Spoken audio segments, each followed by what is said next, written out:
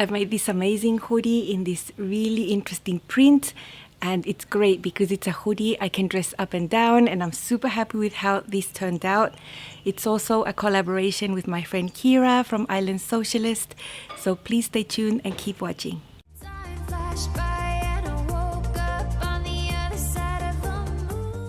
Hi sewing friends, my name's Karina from liftingpinsandneedles.com. Welcome to this channel that is all about sewing, limitless sewing. Please don't forget to subscribe to this channel, tap on the bell so you don't miss out when a new video goes live. All the videos have a lot of practical sewing aspects that you can enjoy and apply to your own sewing at home.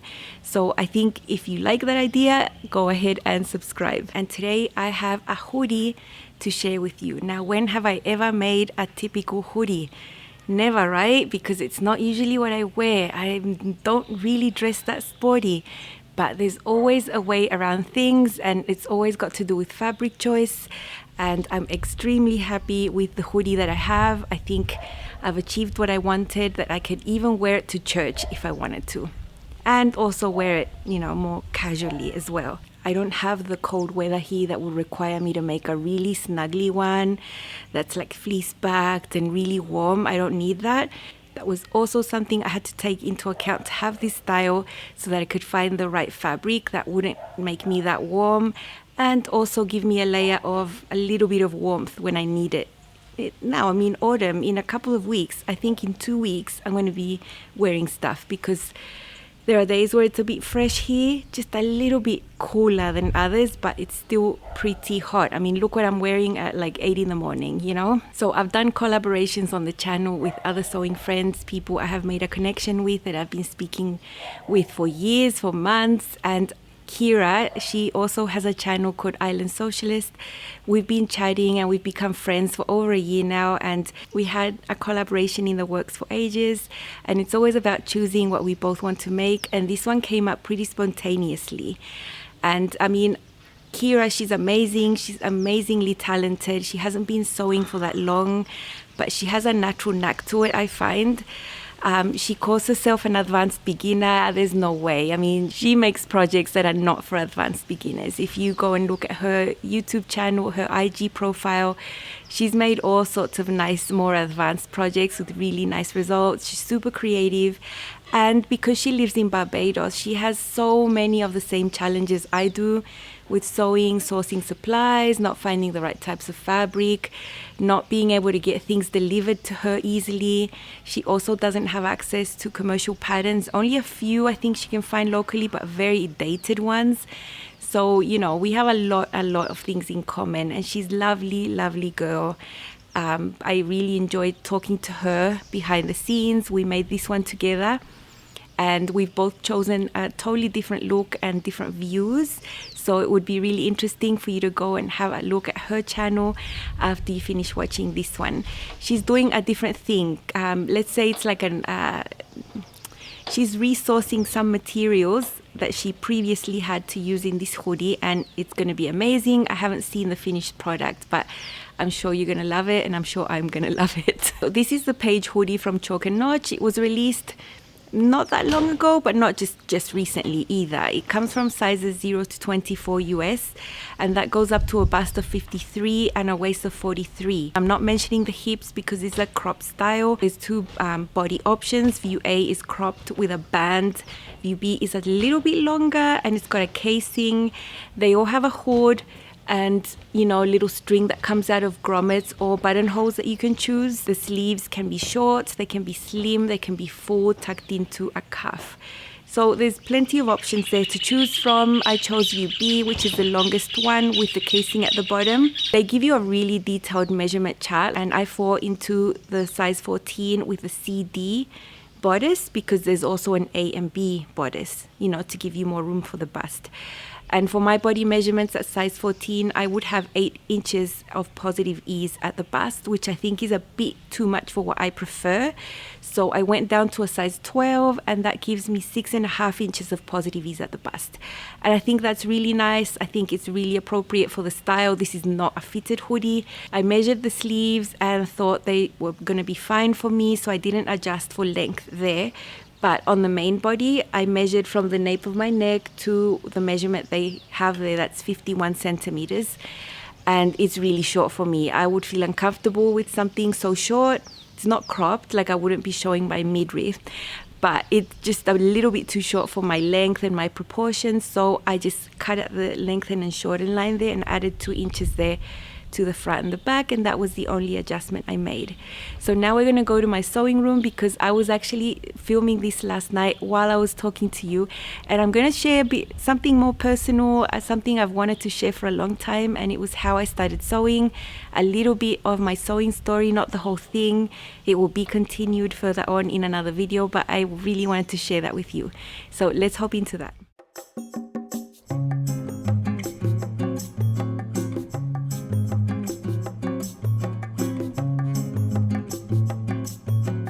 These are all the pieces for the view that I've chosen, view B, and this one's longer than view A. View A would just be cut up higher there and then have a band. This one doesn't have a band, it will have this former casing at the bottom. So that's the back, that's the front. They've both been cut on the fold, and at the shorten and lengthen line I added 2 inches. I just thought it was way too cropped for me and my height and what I prefer. These are the raglan sleeves. You can clearly see the difference in shape here. So this higher curve here is the back, and this more pronounced curve is the front, and that will match those over there. These are the hoodie pieces, the main fabric and the lining, the cuffs. Now there's a little mark there where you would do a grommet or a buttonhole to put a casing, and at the bottom here of the front there's a mark where you would do a buttonhole or a grommet. I did a random mark there. I don't have the right cording, so I'm gonna have to source and make like something myself and try to find something that will match these colors here. For the lining I just chose a brown rayon spandex that is gonna match some of the colors there.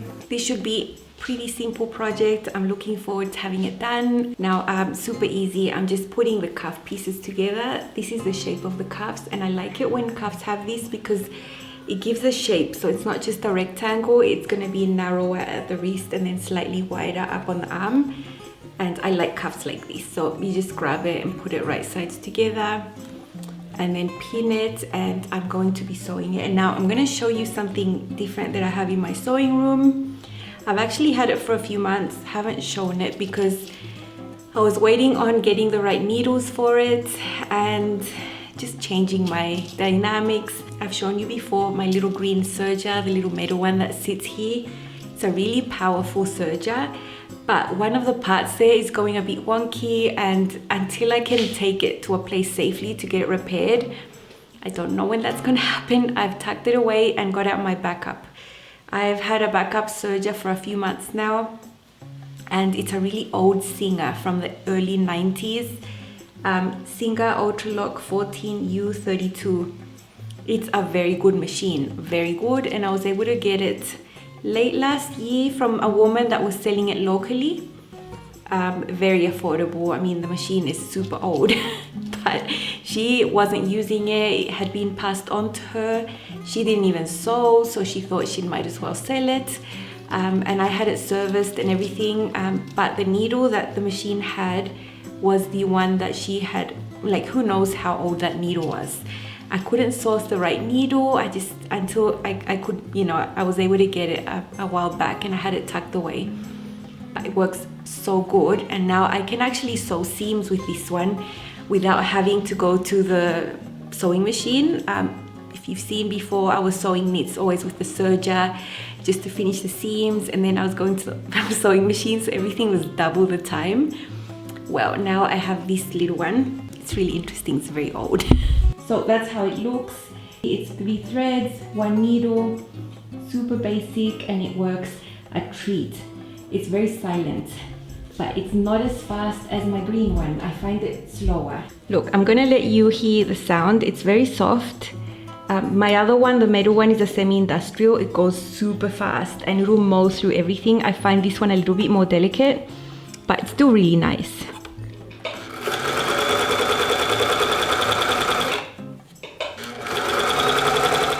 I think it does a beautiful stitch. It's really nice. It stretches, and when I turn this like that, I think it's nice and sturdy for it to stand on its own. Like I don't need to reinforce with the sewing machine with this. So yeah, I'm super happy. So this uses 3/8 of an inch seam allowance, so I trim off a little bit while I sew with the serger because this gives you 1/4 of an inch. So I've just folded the cuff there, and that's how it's going to fit on my wrist. It's got a really good fit for my wrist. Really nice. So I've been getting used to the feel of this new serger, and I really like how soft and smooth and silent it is. I feel like I can sew into the night now and not worry about waking up people, because it's just like a faint zzz. The other one was like da da da da, you know, it's, yeah. So I'm glad about that one. Now what I'm doing now is I've just got the back piece, you know, and I'm gonna match the double notches to the raglan sleeves. I was just thinking, it's 2020. I started sewing in 1990 when I was 11, and I'm 41 now, and that marks like my 30th anniversary of sewing, and it's been such a huge part of my life, and I thought I would share with you a little bit of my sewing story. I have shared snippets here and there in different types of videos, usually the older ones that if you're new to the channel you wouldn't have seen, but basically at the time I was 11, I was in 6th grade. We were living in the States.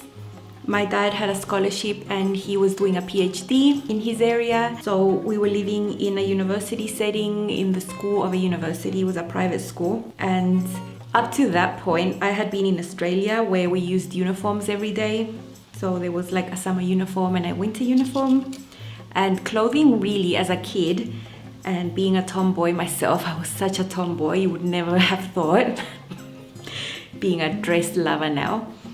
Clothes were like a non-issue for me back then. I didn't even know, it wasn't a part of my brain or my daily life. I would just chuck on a uniform, go to school, come back, throw on a t-shirt and shorts. But when we got to the States, it was a really huge culture shock. And I just looked at everyone that was just wearing like jeans and like other clothes. And I was like, what?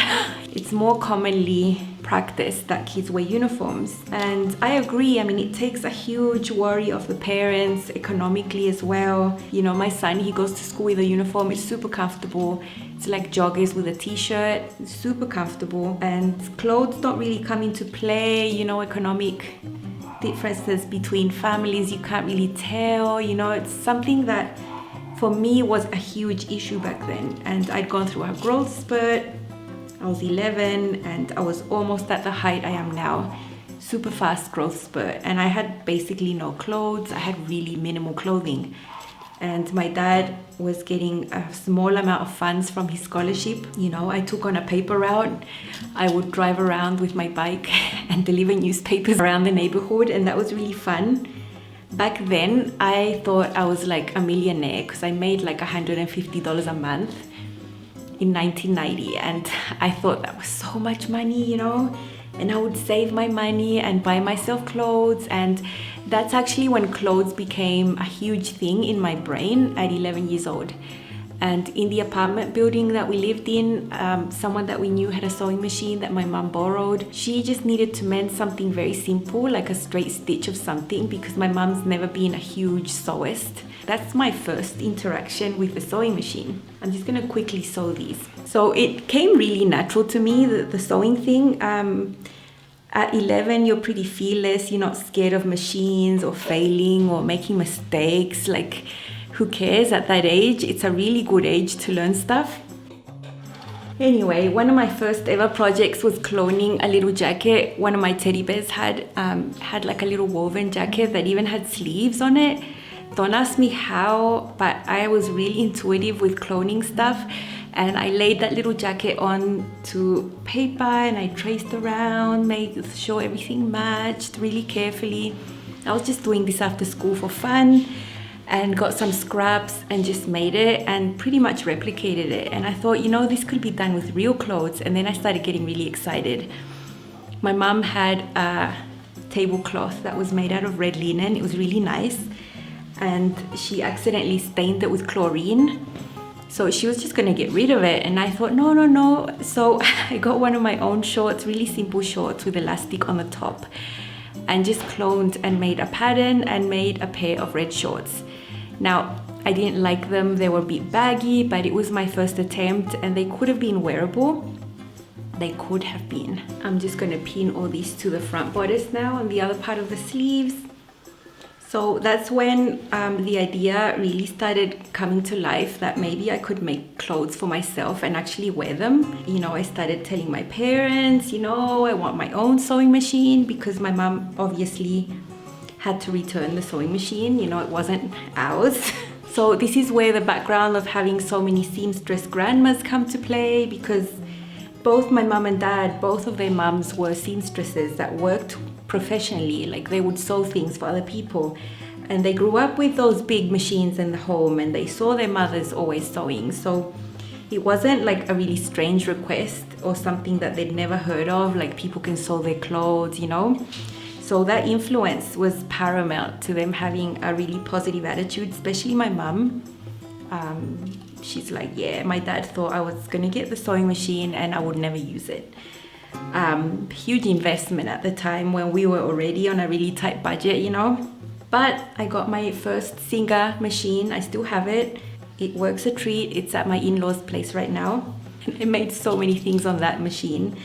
And the first couple of garments I made, like any new sewist, we went to shops. I can't remember the names of these shops back in the 90s. Got some paper patterns.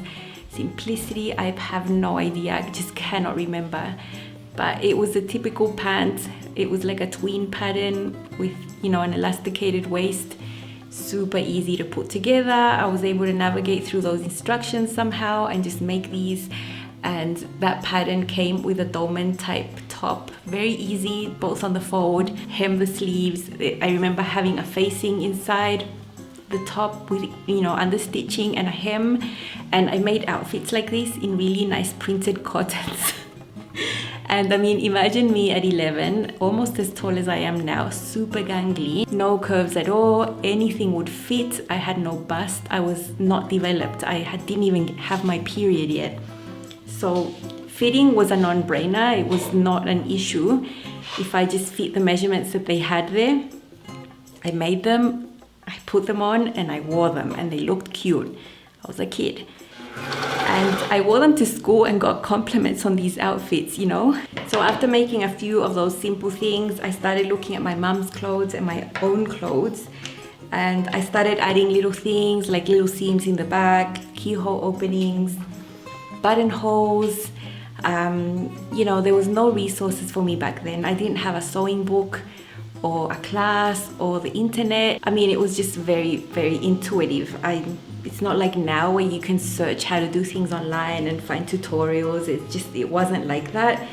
And my biggest school in sewing construction was my curiosity and looking at ready-to-wear clothes, turning them inside out and trying to go backwards and see, look, this seam looks like this. How did they achieve that to get it to look like that? Over time came the fly fronts and the lap zippers and linings and facings, and you know, I was pretty much self-taught through my teens. I used a few commercial patterns. I remember sewing a skirt that I made in a really colorful printed linen that had a waistband, pockets, had a flat front, elasticated back, and that was like one of the most advanced things I made, maybe at the age of 12. So, you know, by the time I was 14, I'd moved back to Chile. I had access to some Padrones magazines, Spanish magazines, and I traced out some simple blazer patterns and dresses, and I was sewing darts and, you know, pants and things like that. I've sewn the front sleeves onto the front now. So I pretty much have all this looking like that. You know, it's all open. You can see the seams there. So now it's about sewing the side seams with the raglan sleeves together. So when I got to high school in Chile, I was 14, we had a class where they taught us the pencil skirt block. Very basic sewing, you know. That's where I got my first sort of insight into sewing for my own measurements. That was the time where I was also changing my body shape into a womanly shape. you know, up to 14, I was still super gangly and curveless, like really gangly and really curveless. And you know, that's when my bra size needed to change and my jean size, everything like that. And so making something for my measurements was really empowering. And because I had previous knowledge of sewing construction and sewing, I found all these classes extremely easy. And it was a really huge boost to my self-esteem that I was able to make my own pencil skirts with hacks and with buttons and, you know, zippers and things that my other classmates were just getting a glimpse into, you know. So that was really cool. I'm just pinning all these long seams, you know, the sleeves and the side seams. I have these seams pinned, like look at this. It's like you've got it all made, you know. These things are so easy to sew, I'm telling you. I need easy sewing right now. Wholly sewn, that's really good. I'm gonna sew and I'm gonna pin the cuffs onto the sleeves now. So I've got a little cuff here already. Now I'll just do the other one. Now that I've sewn the main thing, like the sleeves are on, the cuffs are on, I have this hem here that's raw. And you can see these two grommets there.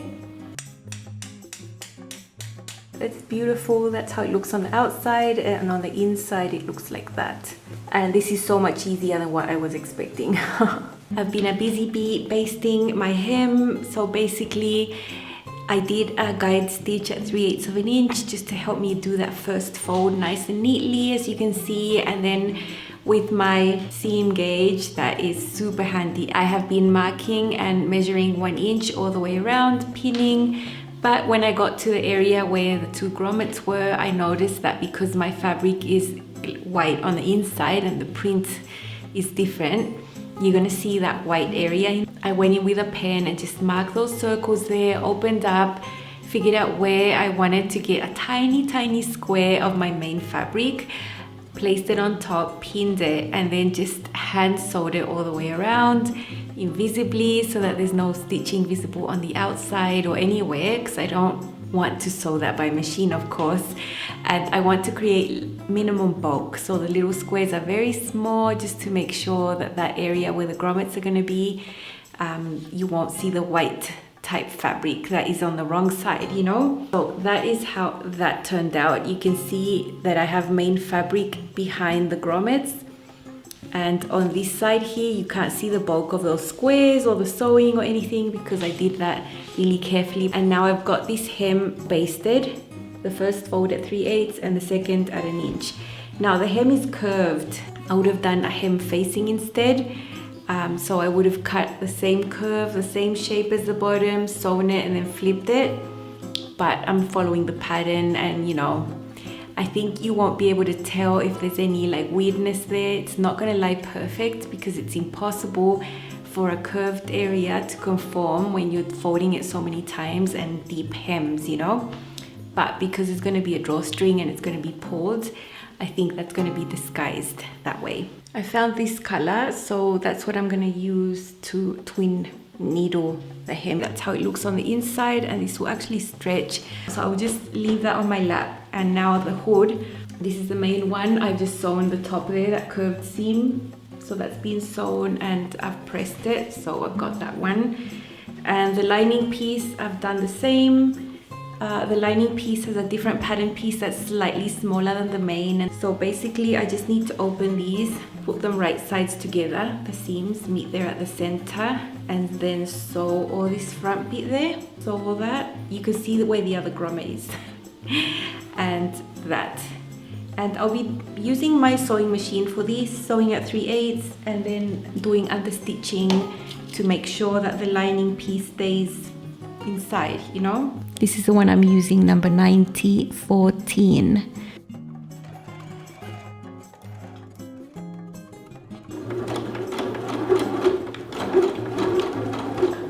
Okay, that was tricky to sew next to that grommet.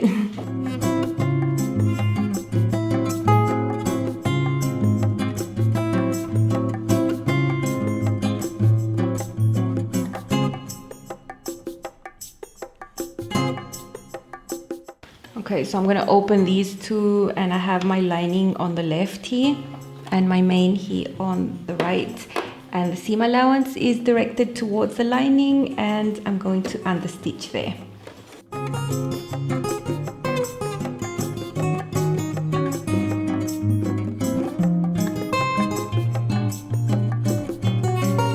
So that's how the understitching looks there. This will ensure that the lining stays inside. And now on this side I have the same issue, but I don't mind the brown lining being seen. So what I'm gonna do is just trim that seam allowance so you don't see that white area there. Okay, I've just got that together, pinned at the bottom there so they don't move. But on this edge, now I have to sew from the edge, from here, an inch in, and that will form a casing.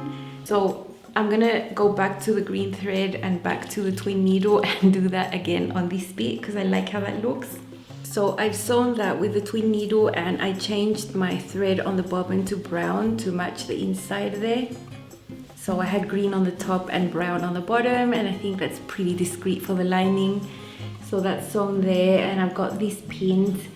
And now there are lots of notches on this hood, and there are some notches here that I had to mark again because the notches are going to be like inside, if you can see there. So I've remarked them here on the main. On the hood there's a bunch of notches that match the center back, the raglan seams, you know, here and there, and then on the center front there's a little overlap. And so everything matches beautifully, and this is how it's going to look. See, there's like an overlap there. So the seams inside are actually not going to be seen. And you know, I've got like 1,000 pins there. So I'm just gonna sew this on the round and serge it, and this is gonna be done. And this has been really fun to make. And especially because I've been talking to you about my sewing story, I think that was fun for me to share in a bit more detail. And look, I don't have cording that is gonna match. Actually, I don't have any cording at all. So I'm gonna go into my stash and see if I can find any scrap of brown, green, something. And I'll just make a long strip, not cut on the bias, just cut normal. And I'm gonna pass it through my bias tape maker just to get the double fold. And I'm gonna just sew along and have a long strip, you know, that I'm gonna thread through there and through the bottom, and hopefully that will work. I mean, if someday I can buy cording that matches, I'll replace that, but for now I think that will do. So for this seam I'm gonna use a shallow zigzag stitch that is 0.5 in width, so it's gonna be almost flat, and that's the length. So it'll just be a wavy type of zigzag that will allow this to stretch. I need to get this hoodie on, and this seam here needs to be able to stretch, or else I'll be popping seams maybe.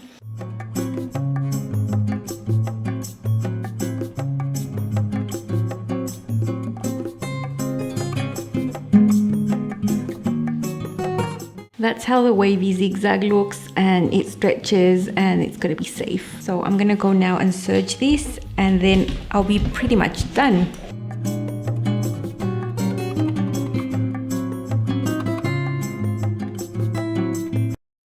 So this is my hoodie. It's a heavyweight activewear fabric. I will post on the screen the composition of it and the weight. If you look at it, you know, this is not a lightweight fabric. It's not medium weight either, but it's athletic wear. It's wicking.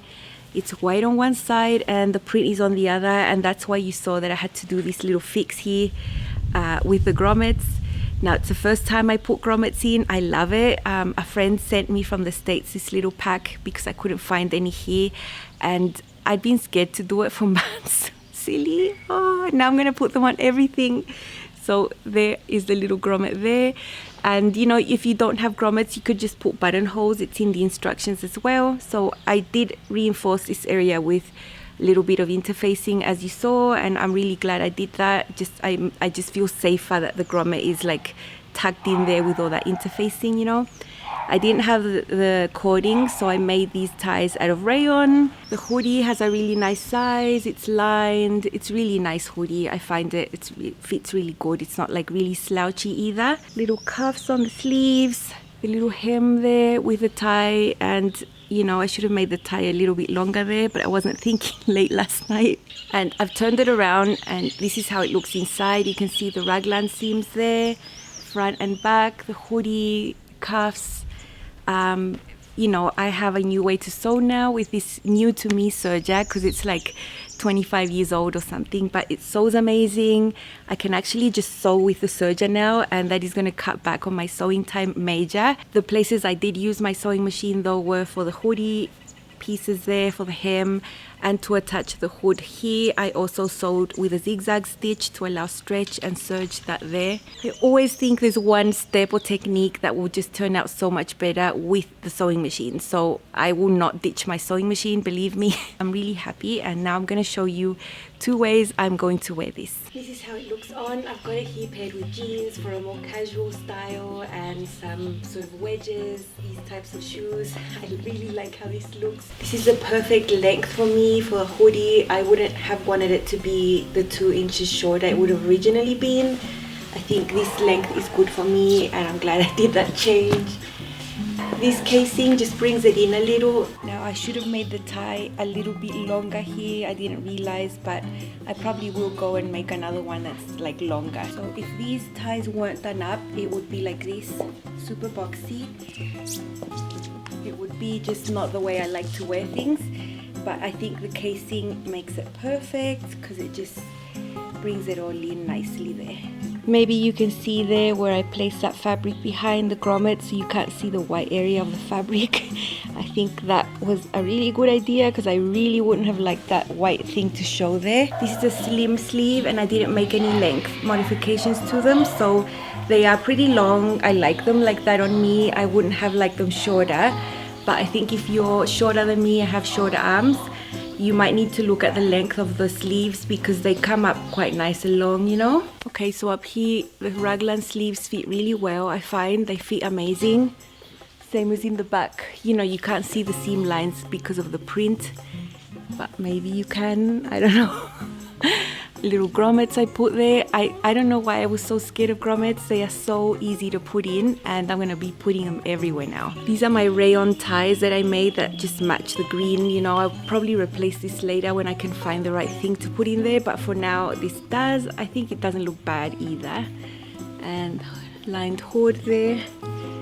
This overlaps there, so you saw me sew. And I mean, the seam in there is never gonna be seen, you know, so that's good. Just put this on. It's a nice shape. It's like a little snug hood. I don't really think I would be pulling this like to make it like, no. So I think this is just like a more decorative thing rather than to like pull it in, because it's never going to be that cold, you know. And this is really nice. So that's how that one looks.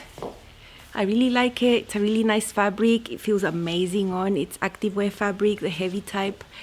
It's not warm or cold. I think it's just perfect for my weather, and I love this print, the colors. I want to dress this up with a pencil skirt and heels and see how that goes, so I'll be back. So I always had this outfit in mind. I thought, you know, I could just dress it up with this skirt that goes with everything because it's brown, and you know, I could switch between tan shoes. I have shoes that are my skin color. These are totally brown. And I have other options of other shoes that are not that dressed up, but not that dressed down either. So I think shoes can do a lot for me to change up this outfit. And I really like how this looks. Yeah, I would totally wear this anywhere and feel really great. So I've got a Bengaline brown pencil skirt that I made, self-drafted with fake button placket and buttons. It's brown, the buttons are beige. I think that goes with this tone here going on the print, so I really love this look too. I would like even wear this to church totally.